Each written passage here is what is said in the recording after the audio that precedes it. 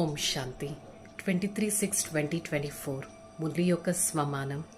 నేను మధురమైన ఆత్మను. మధురత నా ఆత్మ యొక్క సత్యమైన గుణం.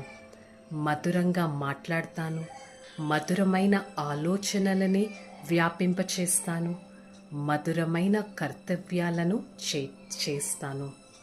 నేను ఆత్మ మధురతా గుణాన్ని ప్రతి కోణంలో అనుభవం చేసుకుంటాను. I am a sweet soul.